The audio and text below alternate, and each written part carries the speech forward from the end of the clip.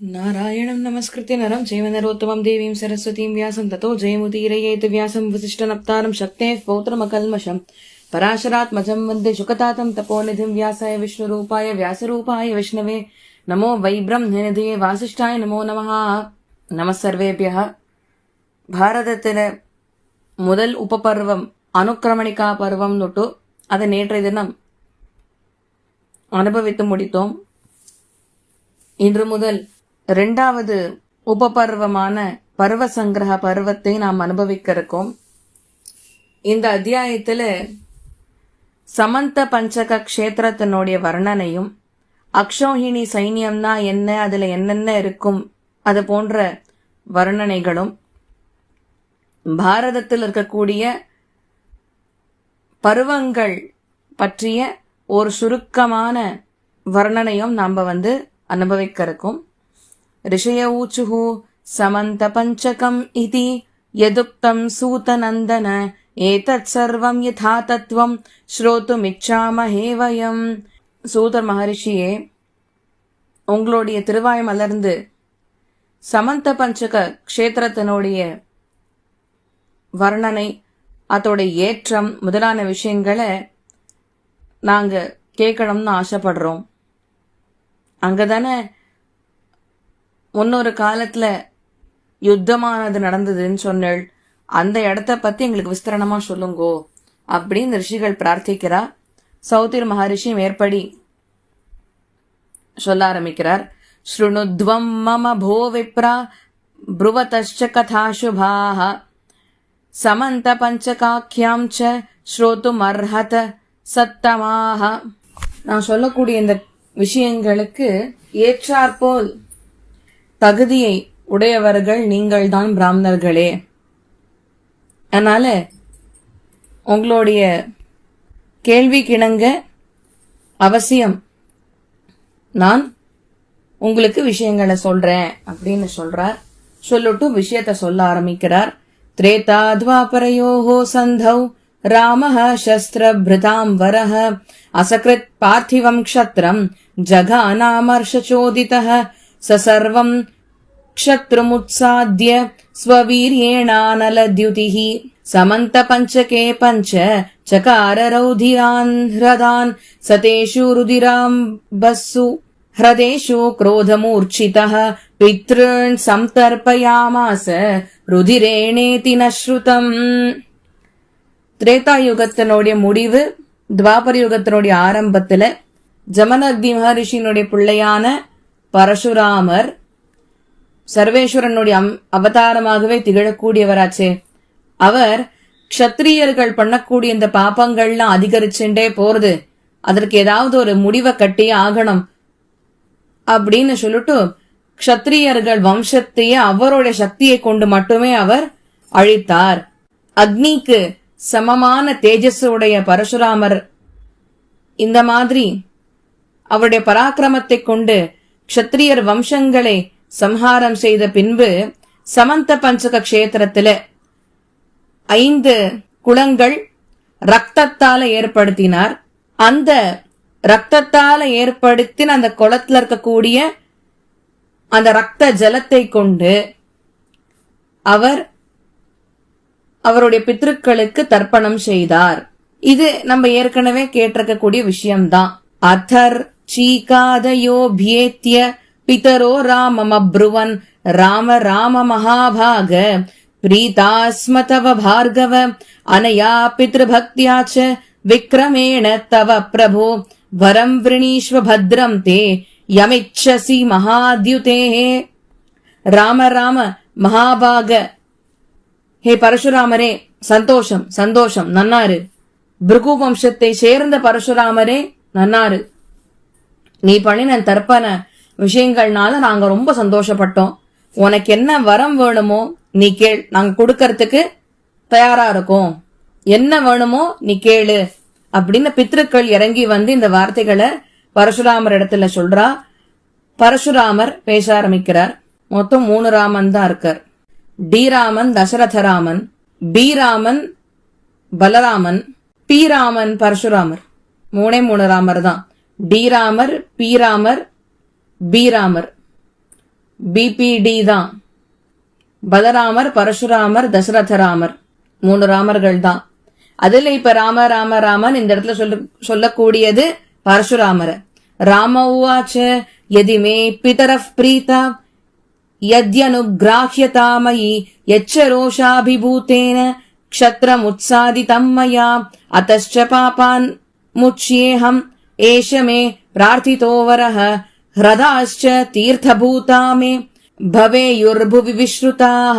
சரி, உங்களுக்கு நான் பண்ணின தர்ப்பத்தினால சந்தோஷம் இருக்குன்னு சொல்றாளோ இல்லையோ, அப்போ நான் கேட்கிற வரதை நீங்க கொடுங்கோ.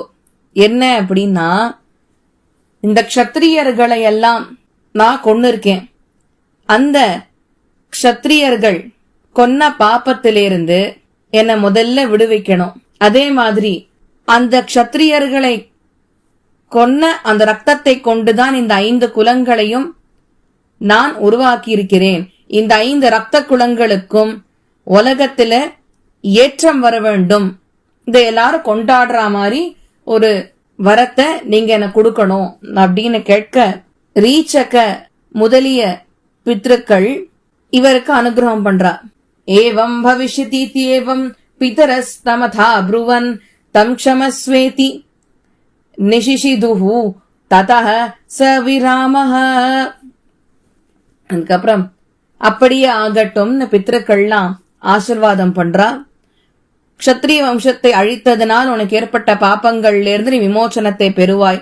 நீ உருவாக்கின இந்த 5 குலங்கள் இருக்கே, இந்த குலங்களுக்கு ஏற்றம் நிச்சயம் உண்டாகும் அப்படின்னு அவ சொல்லிட்டு, ஹே பரசுராமா, இப்பொழுது உன் கோபத்தை எல்லாம் தணித்துக் கொண்டு சாந்தமாக இருப்பாய் அப்படின்னு பரசுராமர் இடத்துல சொல்ல, பரசுராமர் அதுக்கப்புறம் சாந்தமாயிட்டார், கோவத்தெல்லாம் விட்டார்.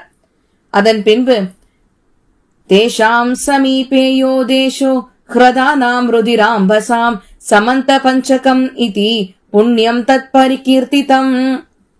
இந்த 5 குலங்கள் இருக்கே, ரத்த குலங்கள், இது அன்றையிலிருந்து ஏற்றத்தை கொண்டதாக மாறித்து அன்றையிலிருந்து இன்று வரை இனி என்றென்றும் இந்த இடத்துக்கு சமந்த பஞ்சக அப்படின்னு பெயர் ஏற்பட்டது. இது வரைக்கும் அந்த பெயர் அந்த இடத்துக்கு இல்ல. இப்ப இந்த 5 குலங்களுக்கும் ஏற்றம் ஏற்பட்டதுனால அந்த இடத்துக்கு இப்போ சமந்த பஞ்சகம்னு பெயர் ஏற்பட்டுடுத்து. ஏன லிங்கேன யோ தேசோ யுக்த சமுபலக்ஷ்யதே தேனைவ நாம்னா தம் தேசம் வாச்சியம் ஆஹுர்மணீஷிணஹ.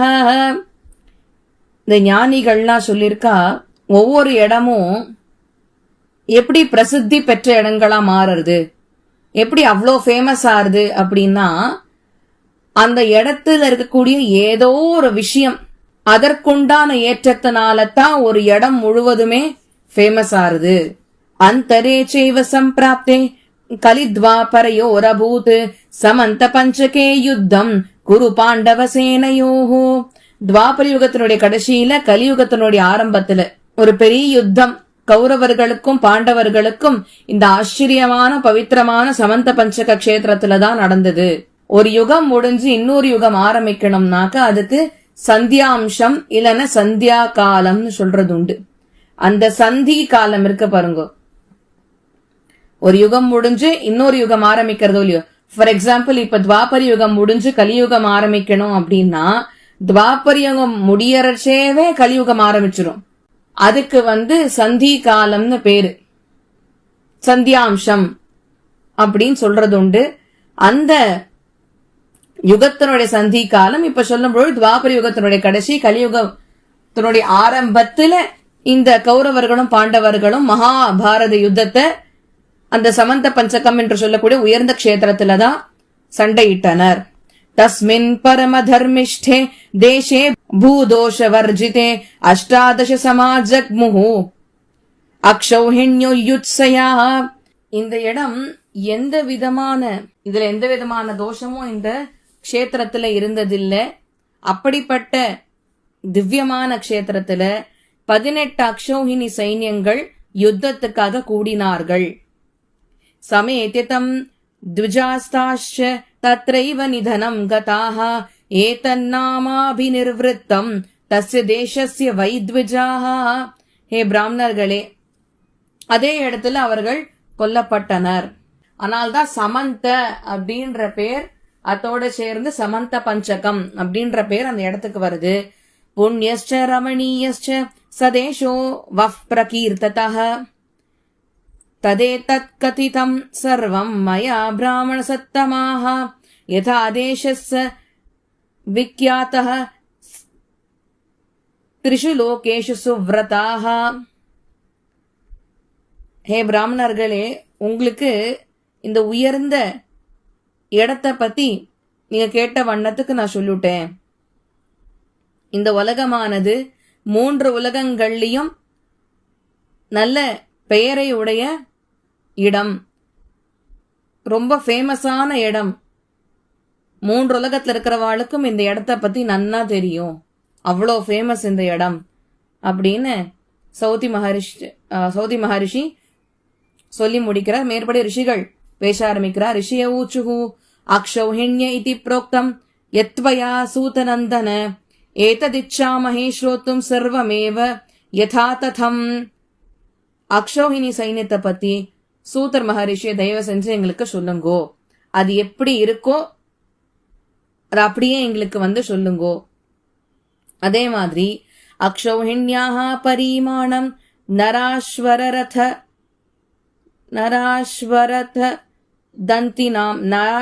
தந்தினாம் யதாவச்சைவ நோ ப்ரூஹி சர்வம் ஹி விதிதம் தவ. அக்ஷௌஹிண்யாः பரிமாணம் நராஸ்வரத தந்தினாம் யதாவச்சைவ நோ ப்ரூஹி சர்வம் ஹி விதிதம் தவ.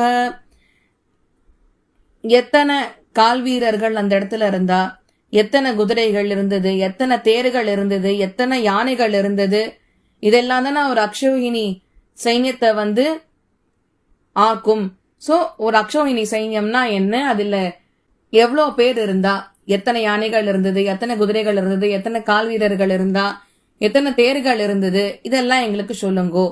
ஏன்னா உங்களுக்கு எல்லாமே தெரியும், அதனால நீங்க தான் எங்களுக்கு இந்த விஷயத்தெல்லாம் கிளாரிஃபை பண்ணணும் அப்படின்னு சொல்ல சௌத்திர் மகரிஷி மேற்படி பேச ஆரம்பிக்கிறார்.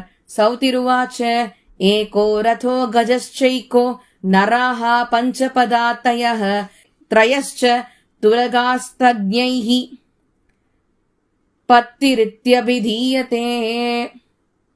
நல்லா கவனிங்கோ, இது ஒரு அக்ஷௌஹினி சைன்யத்தினுடைய கால்குலேஷன். ஒரு தேர், ஒரு யானை, ஒரு செட்டு 5 கால் வீரர்கள், குதிரை ஓட்டக்கூடிய 3 பேர், இதெல்லாம் சேர்த்தாக்க ஒரு 10 பேரு. என்னது, ஒரு தேர், ஒரு யானை, 5 கால் வீரர்கள்.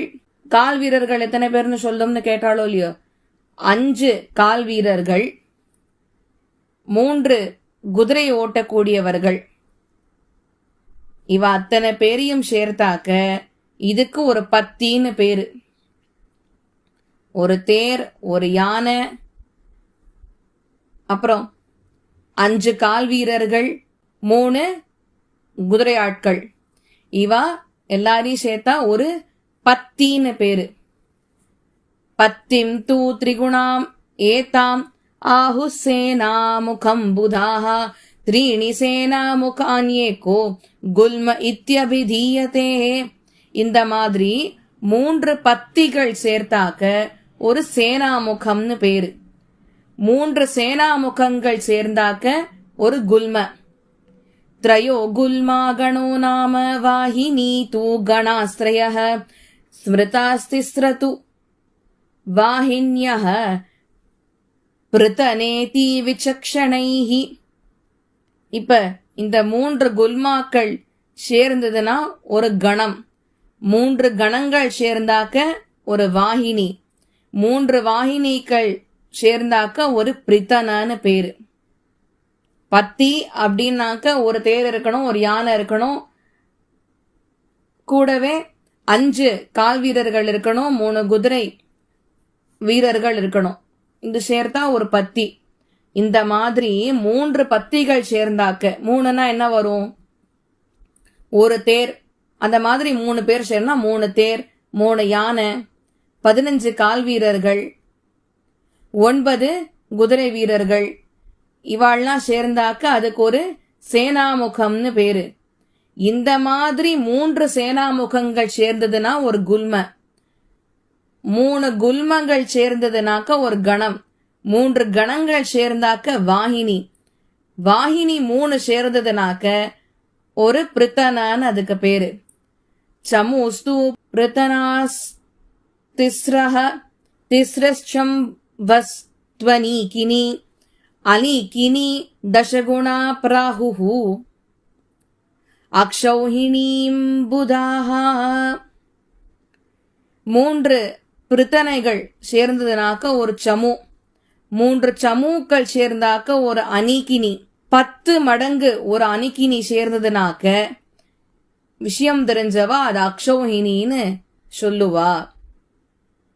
அப்ப யோசிங்கோ, அக்ஷௌஹிண்யாஹ பிரசம்க்யாதா ரதானாம் த்விஜசத்தமாஹ சம்க்யா கணிதத்வஜ்ஞைஹி சஹஸ்ராண்யேகவிம்சதிஹ शतान्युपरचैवाष्टौ तथा भूयश्च सप्ततिः गजानां च परिमाणम् एतदेव विनिर्दिशेत्. பிராமணர்கள்ல உத்தமர்களாய் திகழக்கூடியவர்களே, இந்த கணித மேதைகள்னு சொல்லுவோம் இல்லையா, மேத்தமெட்டிஷியன்ஸ், அவள்லாம் கால்குலேட் பண்ணியிருக்காளாம். என்ன கண்டுபிடிச்சிருக்கா அப்படின்னா 21,870 தேர்கள் ஒரு அக்ஷௌஹிணி சைன்யத்துல இருக்கும்.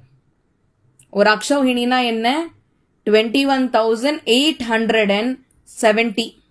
21,870 தேர்கள் அக்ஷௌஹிணியில இருக்கணுமா. இதே அளவுக்கு யானைகளும் இருக்கணுமா. அப்ப பாரத யுத்தத்தை பத்தி கொஞ்சம் யோசிச்சு பாருங்க, எவ்வளோ பெருசா இருந்திருக்கணும் சைன்யம்.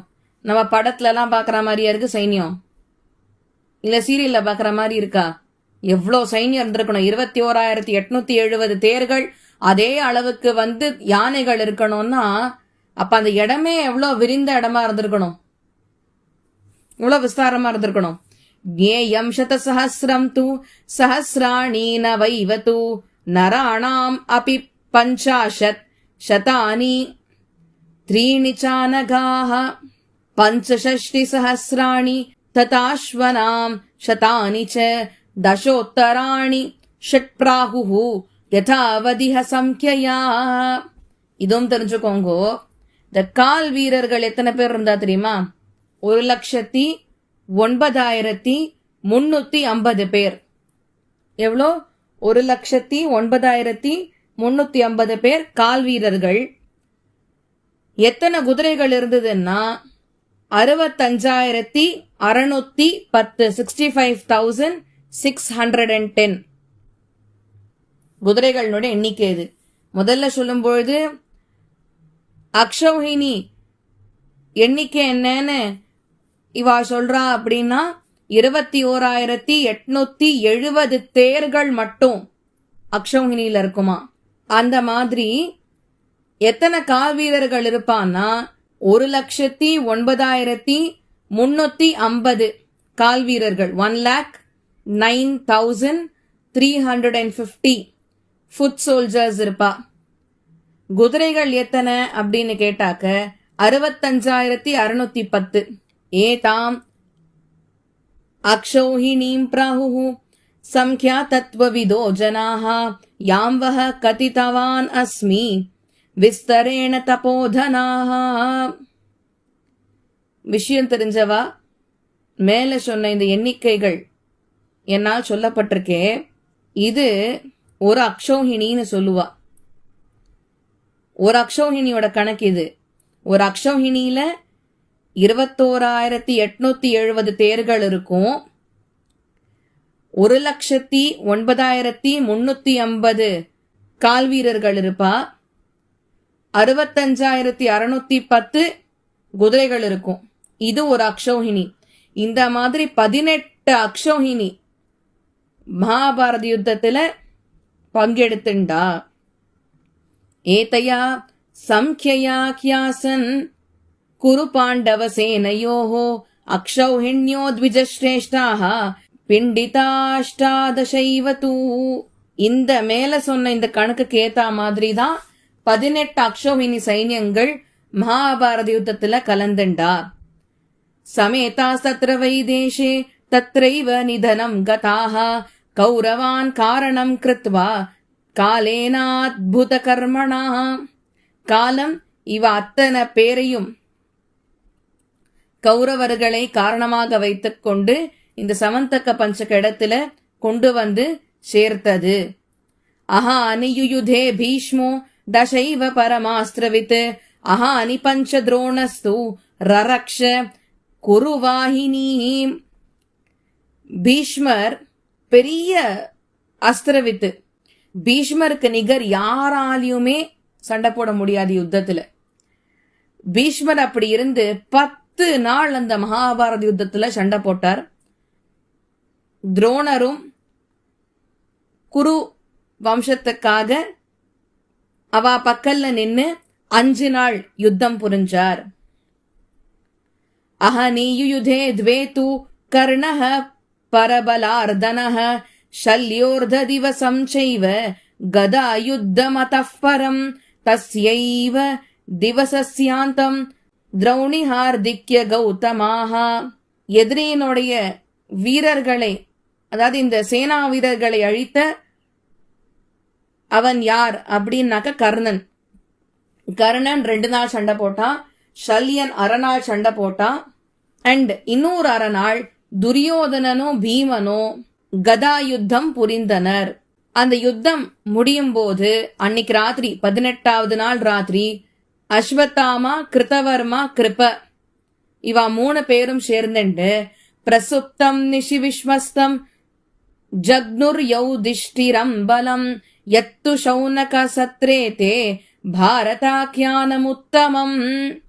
கூடாரத்துல படுத்துட்டு இருந்த எதிர் சைன்யத்தினுடைய, எதிர் சைன்யம்னே யாரு, யுதிஷ்டர்னுடைய சைன்ய வீரர்களை தூங்கிட்டு இருக்கறச்சே கொன்னுட்டா. ஹே சௌனகரே, விஷயங்கள்லயே இது ரொம்ப வசத்தியான விஷயங்கள் இந்த பாரதம்.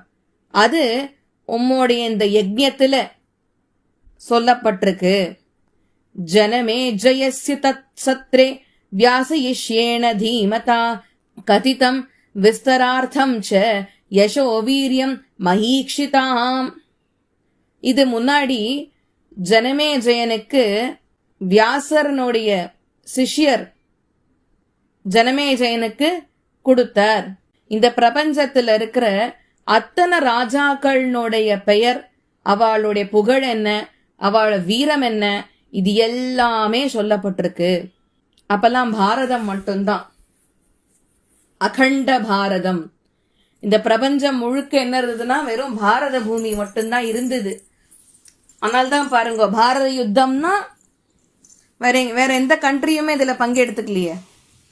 அப்பெல்லாம் கண்ட்ரிஸ்னா எப்படி இருக்கும்னா கலிங்க நாடு, அதுக்கப்புறம் இந்த சைத்திய தேசம், காந்தார தேசம் எல்லாம் தான் இருந்தது. இதெல்லாம் எப்படின்னாக்க அகண்ட பாரதம், மேப் முழுக்க வெறும் பாரத தேசம் மட்டும்தான் இருந்தது. அதுல இந்த ராஜ்யங்கள்ல இருந்தது. காந்தார தேசம், ஹஸ்தினாபுரம், இந்திரபிரஸ்தம், இதெல்லாம் எதுல இருந்தது? அகண்ட பாரதத்துல இருந்தது அப்படின்னு. வேற எந்த நாடும், அதாவது என்ன தேசம் தனியா நேஷன் டிக்ளேர் பண்றதுக்கு, கண்ட்ரின்னு டிக்ளேர் பண்றதுக்கு அகண்ட பாரதத்துக்குள்ள இருந்தவைகள் தானே தவிர அகண்ட பாரதத்தை தாண்டி வெளியில எதுவும் கிடையாது. சோ மொத்த பூமியுமே எப்படி இருந்த அகண்ட பாரதமா இருந்தது, விரிந்த பாரதம். நீங்க அதுக்கப்புறம் காலப்போக்குல மேப்ல இப்ப பார்த்தா பாரதம் தான் பெருசா இருக்கு. ஆனா அத சுத்தி இருக்கிற இடம் எல்லாம் பாக்கி கண்ட்ரிஸ் எல்லாம் உள்ள வந்துருது. அதனால இன்னைக்கு பாரதம் மட்டும்தான் அப்படின்னு சொல்ல முடியல. we have so many other countries. But அப்போ நம்ம சொல்றது துவாபர யுகத்தோட கடைசி வரைக்கும் பாரதம் மட்டும்தான். அந்த பாரதத்துக்குள்ள காந்தாரம், கலிங்க ராஜ்யம், ஹஸ்தினாபுரம் இதெல்லாமே இருந்தது. சோ அவ அத்தனை ராஜாக்களுமே இந்த மகாபாரத யுத்தத்துல கலந்துண்டா. அதான் விஷயம். சரியா போச்சா? இப்ப அவ அத்தனை பேரோடைய வீரம், அவளுடைய அந்த புகழ் என்ன, இதெல்லாமே பாரதத்துல சொல்லப்பட்டிருக்கு. பௌஷ்யம் தத்ரச்ச பௌலோமம் ஆஸ்திகம் சாதித ஸ்மிருதம் விசித்ரார்த்த பதாக்கியானம் அநேக சமயான்விதம். இந்த 3 பருவங்கள் ஆரம்பத்துல இருக்கே, பௌஷ்ய, பௌலோம, ஆஸ்திக. இதுல ரொம்ப ஆச்சரியமான டிஸ்கிரிப்ஷன்ஸ், ஆச்சரியமான டிக்ஷன்ஸ் எல்லாமே இதுல இருக்கு. பிரதிபன்னம் நரைஃப் பிராக்ஞைஹி வைராக்யம் இவ மோக்ஷிபிஹி ஆத்மைவ வேதித்தவ்யேஷு பிரியேஷு இவ ஹி ஜீவிதம். மோட்சம் போன ஆசையா இருக்கு, ஆனா நான் அஜ்ஞானத்தை மாத்திரம் விடமாட்டேன்னா. எதுல வேணா அஜ்ஞானம் வரலாம். பிள்ளைகள் மேல பாசத்தினால கண்மூடிண்டு நம்ம அந்த அஜ்ஞானத்துல வாழலாம். இல்ல பணத்து மேல அஜ்ஞானம் இருக்கலாம், சொத்து மேல அஜ்ஞானம் இருக்கலாம். எதுல வேணா அஜ்ஞானம்ன்றது இருக்கலாமே. அதுதான் எனக்கு கடைசி வரைக்கும்னாக்கா அப்ப வைராகியத்தை நம்ம ஏத்துக்கவே மாட்டோமே. ஆனா விஷயம் தெரிஞ்சவா எல்லாரும் என்ன சொல்றா அப்படின்னு கேட்டாக்க, மோட்சத்துக்கு ஒருத்தன் போகணும்னு ஆசைப்பட்டானா அவன் வைராகியத்தை ஏத்துண்டுதான் ஆகணும். ஏன்னா அவனுக்கு என்னென்ன பிரியமான விஷயங்கள் இருக்குன்னு அவன் சொல்றானோ அந்த மாதிரி அவனுக்கு ஆத்ம லாபம் பிரியமா இருக்கணும். இந்த ஜீவாத்மானா என்ன, அதற்கு உண்டான சொரூபங்கள் என்னன்றதெல்லாம் அவன் தெரிஞ்சுக்கிறதுல அவனுக்கு அந்த பிரீத்தி இருக்கணும். இதிஹாச பிரதானார்த்தः ஸ்ரேஷ்டः சர்வாகமேஸ்வயம் அநாஸ்ரித்யேதமாக்கியானம் கதா புவின வித்யதே. பாரதம் தொடரும். நாளைக்கு பார்க்கலாம் 37வது ஸ்லோகத்திலிருந்து. ஏதேனும் பிழைகள் இருந்தா பெரிவா க்ஷமிக்கணும் பிரார்த்திச்சுக்கிறேன். கவிதாரிக் சிம்மாய கல்யாண குணசாலினி ஸ்ரீமதே வெங்கடேஷாய வேதாந்த குருவே நமஹ.